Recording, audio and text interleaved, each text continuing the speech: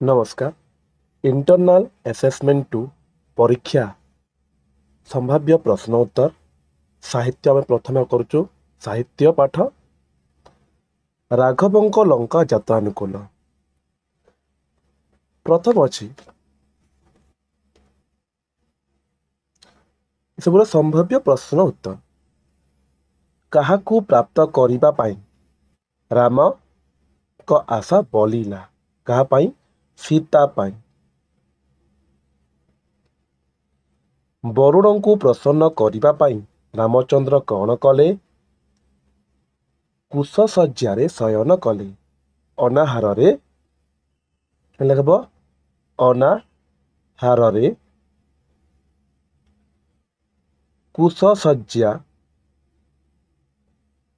ଶଯ୍ୟାରେ ଶୟନ କଲେ। ଅଙ୍ଗଦଙ୍କ ପିତୃବ୍ୟ କିଏ? ସୁଗ୍ରୀବ। ଘ ନମ୍ବର ଶୁକ ସାରଣ କେଉଁ ରୂପରେ ରାମଙ୍କ ଶିବିରକୁ ଯାଇଥିଲେ?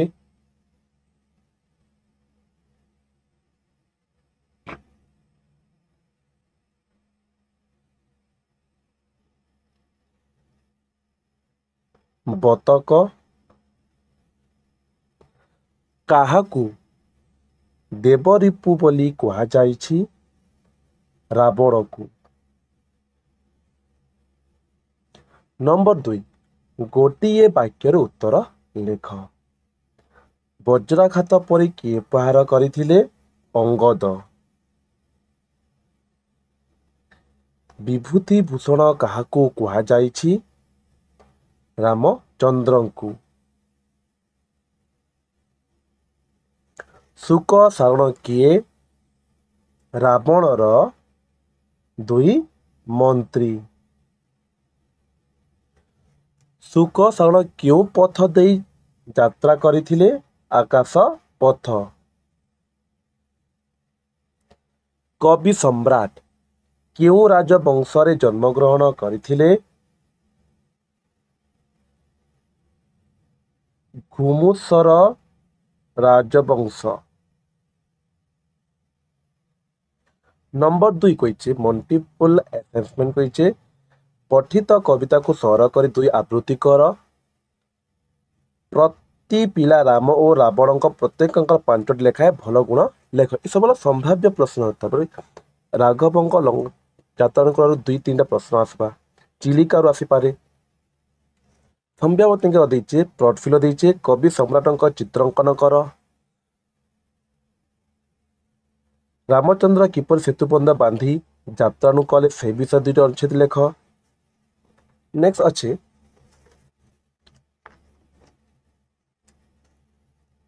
ଚିଲିକା ସାୟନ୍ତନର ଦୃଶ୍ୟ। ଚିଲିକାରେ ସାୟନ୍ତନ ଦୃଶ୍ୟ କବିତାର କବିଙ୍କ ନାମ କ'ଣ? ରାଧାନାଥ ରାୟ।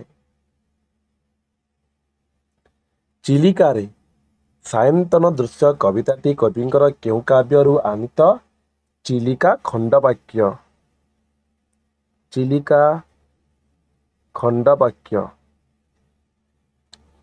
କବିତାଟିରେ କବି ଚିଲିକାର କେଉଁ ସମୟର ଦୃଶ୍ୟ ବର୍ଣ୍ଣନା କରିଛନ୍ତି? ସନ୍ଧ୍ୟା ସମୟ। ପ୍ରାଚୀମୂଳର ଅର୍ଥ କ'ଣ? ପୂର୍ବ ଦିଗ। ପୂର୍ବ ଦିଗ। ମୀନଜୀବୀମାନେ ବା ମତ୍ସ୍ୟଜୀବୀମାନେ କେଉଁଠାରେ ସନ୍ଧ୍ୟା ତାରା ଦେଖିଲେ? ଭାଲେରୀ ଶିଖରେ। ଭାଲେରୀ ଶିଖରରେ। ନମ୍ବର 2 ଗୋଟିଏ ବାକ୍ୟରେ ଉତ୍ତର ଲେଖ। କବି ସୂର୍ଯ୍ୟ କିଏ? ବଲଦେବ। ବଲଦେବ ରଥ। ଦିଗଙ୍ଗନା କେଉଁ ଉଦ୍ଦେଶ୍ୟରେ କବି କେଉଁ ଶବ୍ଦପୁଞ୍ଜ ବ୍ୟବହାର କରିଛନ୍ତି? ମଧୁର ହାସିନୀ। ମଧୁର ହାସିନୀ। ମୀନଜୀବୀମାନେ କେଉଁ ଗୀତ ଗାନ କରି ଫେରୁଥିଲେ। ଗଲାଣି ତ କଥା, ଗଲାଣି ତ କଥା, ଗଲାରେ ସଙ୍ଗାତ। ଘ ନମ୍ବର, ମଧୁର ହାସିନୀ ବୋଲି କବି କାହାକୁ କୁହାଯାଇଛି? ଦିଗଙ୍ଗନା ମାନଙ୍କୁ, ଦିଗଙ୍ଗନା ମାନଙ୍କୁ। ଭାବାନ୍ତର ଶବ୍ଦଟିର ସନ୍ଧି ବିଚ୍ଛେଦ କର। ଭାବଯୋଗ ଅନ୍ତର, ଭାବଯୋଗ ଅନ୍ତର। 2 ନମ୍ବର ବି ଅଛି ମଲ୍ଟିପୁଲ ଆସାଇନମେଣ୍ଟ ଦିଆହେଇଛି। ଯେକୌଣସି 2ଟି ପ୍ରଶ୍ନ ଉତ୍ତର କର। ଏଇଟାର ସମ୍ଭାବ୍ୟ ପ୍ରଶ୍ନ ଉତ୍ତର। ଗଲାଣି ତ କଥା ଗଲାରେ ସଙ୍ଗାତ, ଏହି କବିତାରେ କବି ଉପରେ ସଂକ୍ଷିପ୍ତ ପରିଚୟ ଦିଅ। ରାଧାନାଥଙ୍କ ଅନ୍ୟ କବିତାକୁ ଆବୃତ୍ତି କର।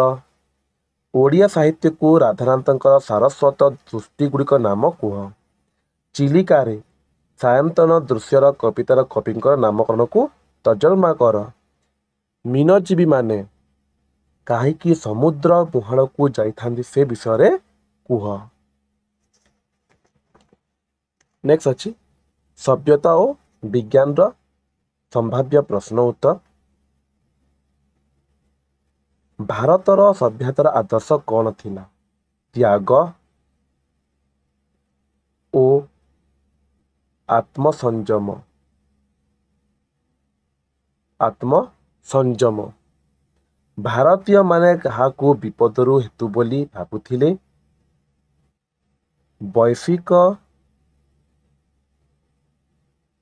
ବୈଶ୍ୱିକ ଜଞ୍ଜାଳ। ଆଧୁନିକ ସଭ୍ୟତାର ଲକ୍ଷ୍ୟସ୍ଥଳରେ ପହଞ୍ଚିବାକୁ ଆମ୍ଭେମାନେ କାହାକୁ ଅବଲମ୍ବନ କରିଥାଉଁ? ବିଜ୍ଞାନକୁ। ଗ୍ରାସ୍ୟମାନେ ମାନଙ୍କ ସଭ୍ୟତାର ଆଦର୍ଶ କ'ଣ? ଭୋଗ। କୌଣସି ବିଷୟରେ ସମ୍ୟକ୍ ଜ୍ଞାନକୁ କ'ଣ କୁହାଯାଏ? ବିଜ୍ଞାନ। ଗୋଟିଏ ବାକ୍ୟରେ ଉତ୍ତର ଲେଖ। ଭାରତର ବୈଶିଷ୍ଟ୍ୟ କ'ଣ? ଆଧ୍ୟାତ୍ମିକତା। ଜଳ ବିଜ୍ଞାନ କେତେ ଭାଗରେ ବିଭକ୍ତ ହୋଇଛି? 2 ଭାଗରେ। ଜଳ ବିଜ୍ଞାନ ମୂଳରେ କେଉଁ ଶାସ୍ତ୍ର ନିହିତ ଅଛି? ଗଣିତ। ଗେଙ୍ଗୁଟି ପଥର କିପରି ପ୍ରସ୍ତୁତ କରାଯାଇପାରୁଛି? ଚୂନ ଓ ଅଙ୍ଗାରକାମ୍ଳ ବାଷ୍ପକୁ ନେଇ। ଚୂନ ଓ ଅଙ୍ଗାରକାମ୍ଳ ବାଷ୍ପକୁ ନେଇ ତାପ ଶକ୍ତି ସଂଯୋଗ କଲେ। ବର୍ତ୍ତମାନ ପୃଥିବୀରେ ସଭ୍ୟତାର ଆଦର୍ଶ କ'ଣ? ମାନବର ସର୍ବକୀର୍ଣ୍ଣ ଉନ୍ନତି ସାଧନ। ତା ନମ୍ବର 2 ଅଛି ବିଜ୍ଞାନ ଓ ସଭ୍ୟତା କିପରି ପରିପୂରକ ସେ ବିଷୟରେ ମତ ଦିଅ। ବିଜ୍ଞାନ ଆମ ପାଇଁ ଅଭିଶାପ ବା ଆଶୀର୍ବାଦ, ଏହି ବିଷୟରେ ବକ୍ତୃତା ଦିଅ।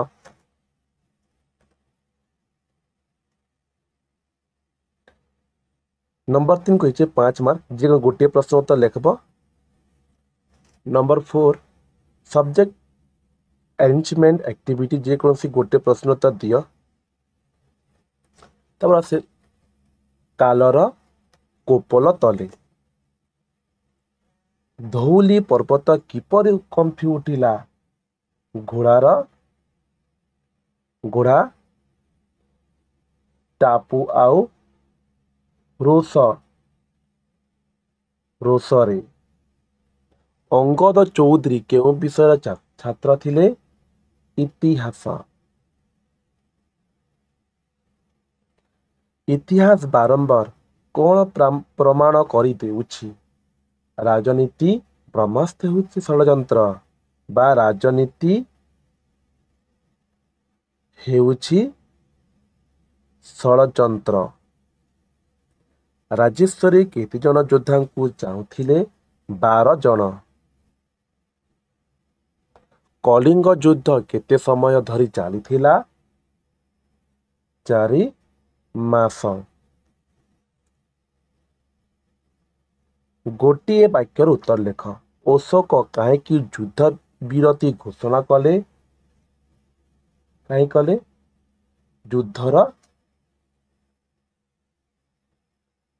ବିଷିକାୟମୟ ଦୃଶ୍ୟ ଦେଖି। ରାଜେଶ୍ୱରୀ କାହାକୁ ଅଭିବାଦନ ଜଣାଇଲେ?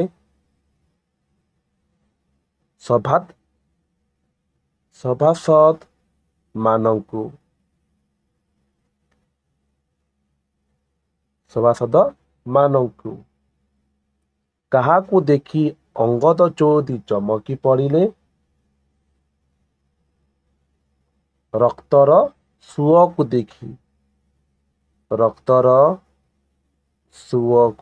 ଦେଖି। କଳିଙ୍ଗ ଯୁଦ୍ଧରେ କେଉଁ ନଦୀ ଲାଲ ହୋଇଯାଇଥିଲା? ଦୟା ନଦୀ।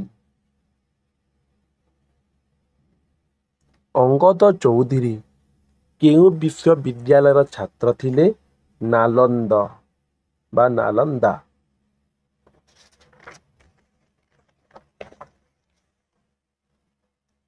ଅଛି ଫଲ୍ଗୁର କି ସମ୍ଭାବ୍ୟ ପ୍ରଶ୍ନ ଉତ୍ତର।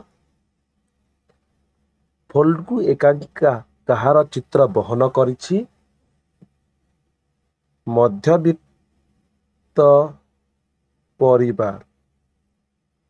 ବଂଶୀ କିଏ ବଜାଉଥିଲା? ଘନଶ୍ୟାମ ବାବୁଙ୍କ ମଝିଆ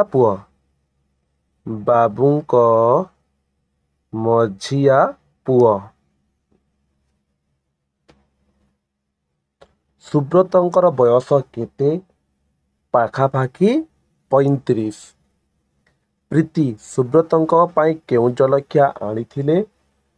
ଚାଉଳ ଭଜା। ମିଲିଟାରୀରେ କିଏ ଥିଲେ? କ୍ୟାପ୍ଟେନ୍ ମହାପାତ୍ର।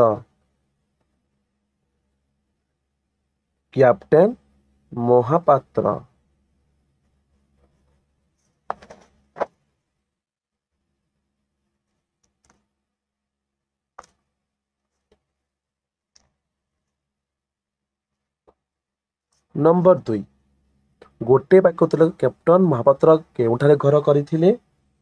ମାଡ୍ରାସରେ। ପ୍ରୀତି ଘନଶ୍ୟାମ ବାବୁଙ୍କ ସ୍ତ୍ରୀକୁ କେତେ ଟଙ୍କା ମାଗିଥିଲେ? 10 ଟଙ୍କା। ସୁବ୍ରତ କି ଚାକିରି କରିଥିଲେ? ଅଧ୍ୟାପକ। ବେବୀ କିଏ? କ୍ୟାପ୍ଟେନ୍ ଓ ପୂର୍ବୀଙ୍କ ଝିଅ।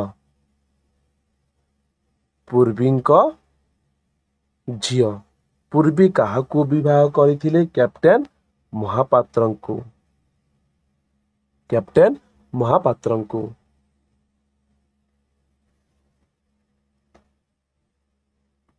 ନମ୍ବର 2 ମଲ୍ଟିପୁଲ ଆସେସମେଣ୍ଟ ଯେମିତିକି 5 ମାର୍କ ରହୁଅଛି। ନମ୍ବର 3 ଗୋଟିଏ ପ୍ରଶ୍ନ ଉତ୍ତର ଦେବ। ସବଜେକ୍ଟିଭ ଅଛି, କୌଣସି ଗୋଟିଏ ପ୍ରଶ୍ନ ଉତ୍ତର ଦିଅ। ରହିଲା ଇଣ୍ଟରନାଲ ଆସାଇନମେଣ୍ଟ ସାହିତ୍ୟର କିଛି ସମ୍ଭାବ୍ୟ ପ୍ରଶ୍ନ ଉତ୍ତର।